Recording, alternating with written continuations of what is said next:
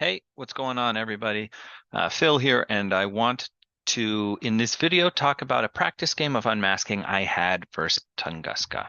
So, first thing, let's talk about my list. You can see the title, Anti-Ariadna 0, no Q, bit for more. So this is a variation on an anti-Ariadna list I've been working on.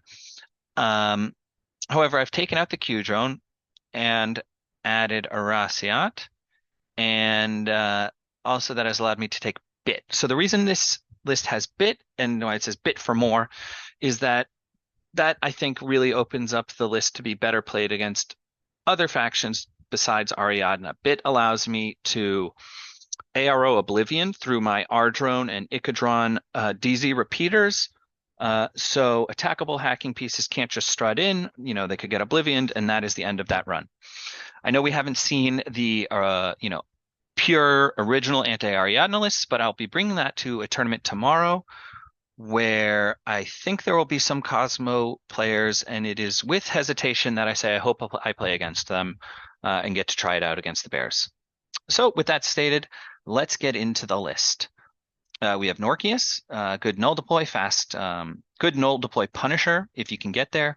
Um, Fast specialist, great all-around model. I've had varying success with him in the past. I want to give him more time on the table so I can see, if I can get better with him and really let him shine because he absolutely has a lot of potential. A couple of Icadron corner guards, always good. Imatron cheap order. Caronted. So Caronted is a decent active gun, with the MSV3, HMG. Not fantastic. I'd rather have the bull track most of the time.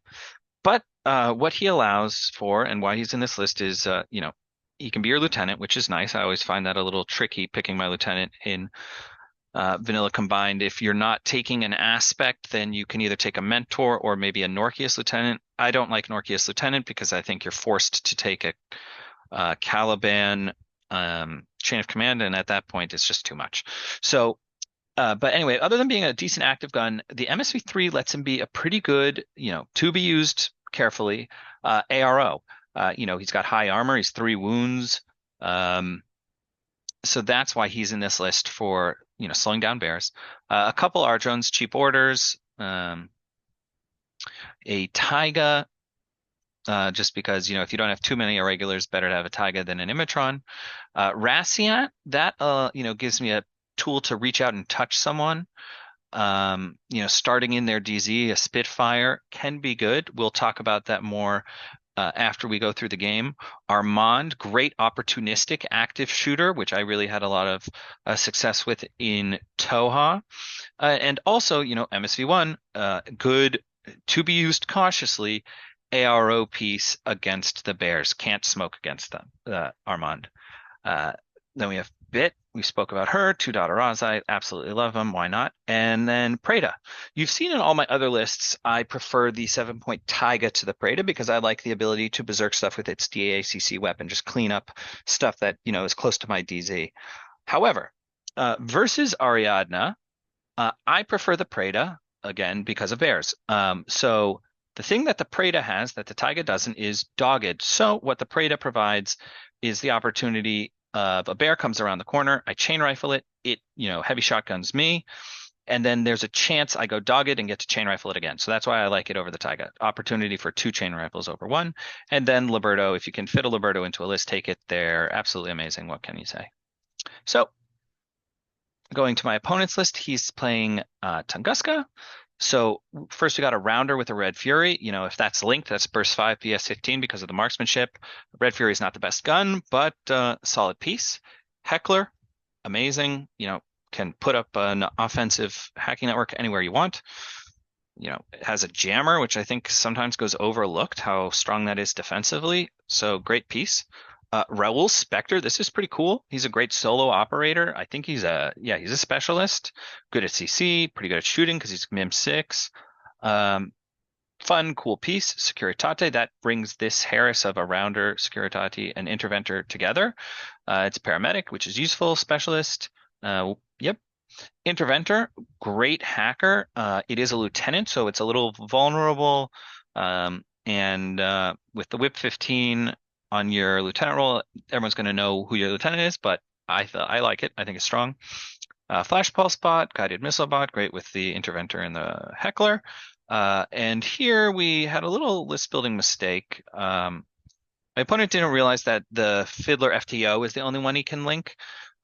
So this actually can only be a duo where it was meant to be a Harris. So we play it as a duo, but I'm going to talk about this Harris as if this was the FTO.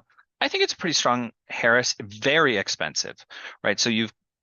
But to talk about his strengths, Vostok is pretty tanky, Mim 6, MK12, +1 damage, especially when linked, is a good gun. It's got multiple wounds, and the whole Harris, I think, is 6'4". It's bringing along a repeater. Fiddler can fix both of these bots. I like it. I would bring an Evo bot to give the Vostok more teeth. At that point, you're paying a lot of points. I don't know what other uses you could give the Evo bot. Perhaps you could fit a TR bot in here and give that marksmanship, before you hand the turnover. But it's an interesting idea, and I think it has potential.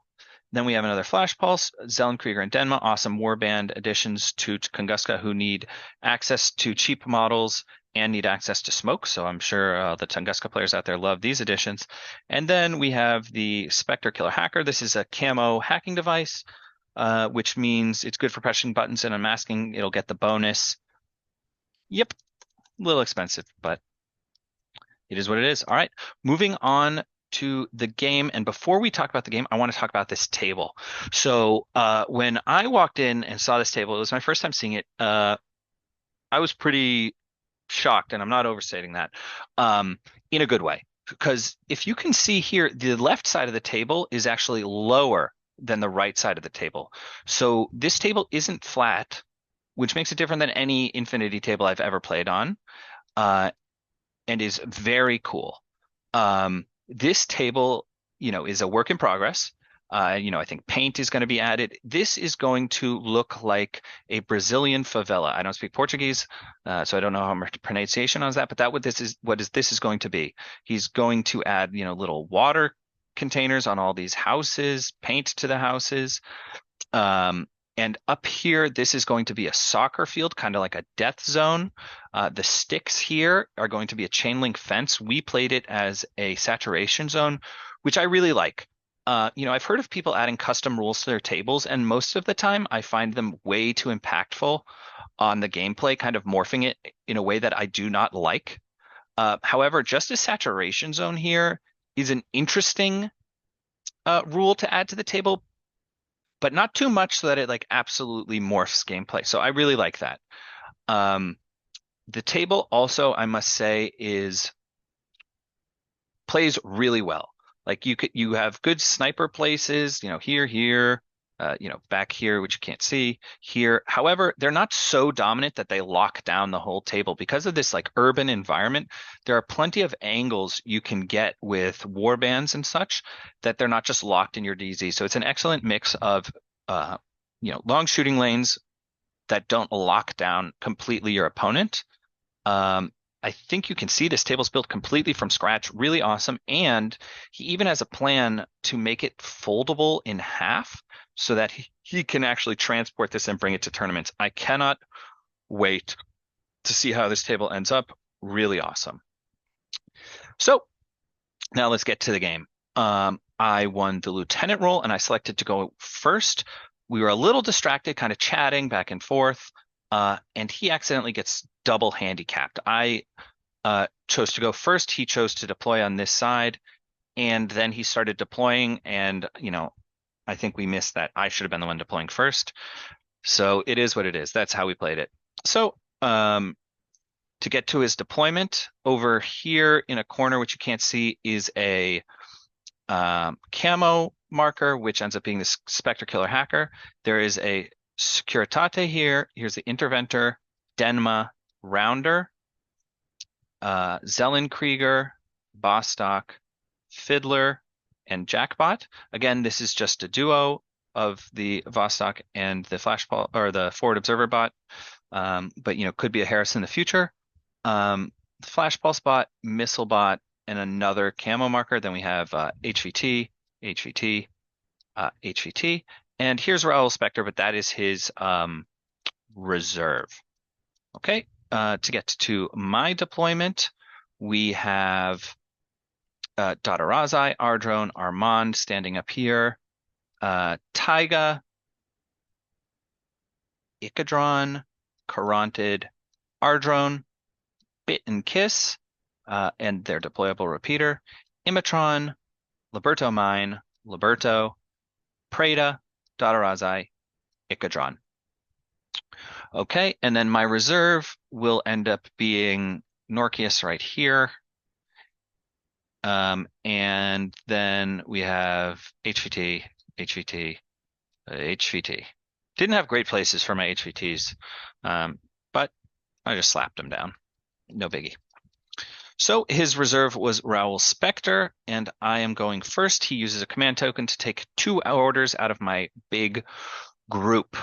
So I want to go back to his deployment because I want to talk about what I'm thinking on the first turn. So what I want to do is I brought my Rassiat and I want to use it. I know a lot of people say parachutist deployment zone pieces are best used second turn when your opponent might have slipped their mind at this point that you have that missing piece, and they've moved around models, not so hunkered down in their DZ. But I want to use a first turn. However, this is really hard. This Raoul Spectre deployment actually makes dropping my Rassiat really hard. He can see this whole line here. I can't really go up here, which bums me out. I don't see a good opening for my Rassiat. So my turn, first thing I do, Karant, comes up here, pokes out, sees the Vostok. It's only in a duo, so it's only going to be a first one. I don't give a hoot about Mimetism -6 with my MS-3. We have a little fight. I put a wound on it, and it gutses away. I can't see it anymore.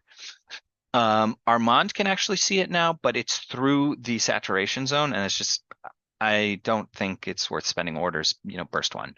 But I do consider it. Again, I haven't seen a good spot for my Rassiat. I was thinking about putting it here, but there's this camo, what is the Spectre here, preventing that. But I think I can open it up. So what I do is I spend all of Group 2's orders with Liberto coming around here, eventually peeks out. I say, on the first short skill, I say, what are your arrows? Nothing. Next, I discover shoot. He decides to shoot me with an SMG back. I put 2 templates on him. I kill him. He kills me with a shock round from the SMG. Okay, so now that is open. Excellent. So Rassiat comes here behind this building, which is, not visible by Raoul Spectre, who's like, here. So great. I think when I land, the only ARO is the moderator, or Securitate, excuse me, and he dodges to here. I think I might have more aggressively dodged, so I can slow down the Rassiat, but I don't know if that's a black and white, right or wrong decision.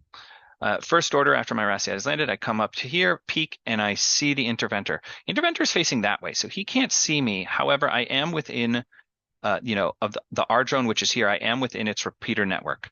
So he ARO spotlights me. I decide we are within 8, but I decide to use the 4 9s versus the 2 12s of the heavy pistol. I wasn't sure at the time, but looking it up after the game, that is the higher chance of success. He rolls something like an 11, and I go, oh, shoot. Well, I'm going to need to crit to win this one. And what do you know? I crit. So I crit, I kill him, and now I know he's going to be in loss of lieutenant. The next order, I come around the corner. I see the rounder here. He puts 1 shot back on me on a 15. I put 4 12s. I lose the first face-to-face. Armor 2 in cover. I make the save. Okay, another lucky streak for me. We take the fight again, and I kill it. Then I come to here and put down the flash pulse spot. And then, I'm in the middle here. I think I have 1 order left. I just say, whatever, I'll put him in suppressive. So that's the end of my turn. So looking at his side of the table after my end of my first turn, we see Rounder dead, Interventor unconscious, Spectre dead. So I've killed 4 models, and very significantly, I've put him in the loss of lieutenant, which makes this a tricky turn for my opponent. So what he decides to do is, this Zellenkrieger kind of impetuous is to here. We were playing in or out, but not through, so the Korontid can't see it. Then it comes to here. Korontid successfully dodges to be, a bit in the room. Zellenkrieger berserks me. I nanopulsar it. It puts a wound on the Korontid and it dies from the nanopulsar. Okay, so then next he, Denma moves. I think he might throw a little smoke. Raoul Spectre comes down, presses the button, comes back here. I think he reveals this HVT. It's not the real one, but it's revealed. Actually, he might actually just fail the button twice and come here. There's a couple of pretty unfortunate die rolls for my opponent here. So Raoul Spectre now here. And then Vostok, he wants to move to here to get a line down this way. But Armand has a bead on him when he does that. He decides to dodge against my one shot. Fails to dodge. I hit him. He goes unconscious, failing both of the saves from the DA multi-sniper. Okay, so then Fiddler tries to fix the Vostok. I think at this point he may have used all of his command tokens. He might be able to use, converting orders. He might get a chance to use one after he fails the first roll, saving the Vostok. But in the end, the Vostok is dead. So that is the end of his turn.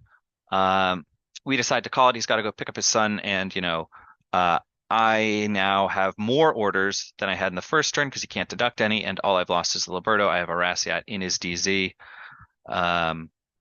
Yep, so we call it, which, maybe he could have clawed his way out, but he's got to go and things are looking dire. Now, I want to talk about, I know the game is over, but I want to talk about the Rassiat. I see its potential, and I'm sure the potential would be even greater if you use it second turn when it's been forgotten about and the opponent has moved around some pieces. But it's not my favorite. It's one wound and only BS 12. It can throw smokes on 16, which is pretty good. So like if you could smoke on top of some models and go in and slap decharges on them, I see the potential there. But, if you get behind stuff and you shoot one thing, hopefully you kill it, then everything else can turn and face you with lookout or alert, whichever rule that is. And it's only one wound. And, I saw so many opportunities for failure in my turn. Like I luckily killed this in one order without getting spotlit. I could have easily died to the rounder winning that face to face. It's just not beefy enough. It's too susceptible to one failure. So I'm not sure how much more I'll be playing the Rassiat. But those are my thoughts on the game. Amazing table. Can't wait to see it come to a tournament. I bet people's minds are going to be absolutely blown. And tournament tomorrow, hopefully I will get to field my anti-Ariadna list. I'll make some videos on the games there. Thanks so much for watching, and I will see you guys next time.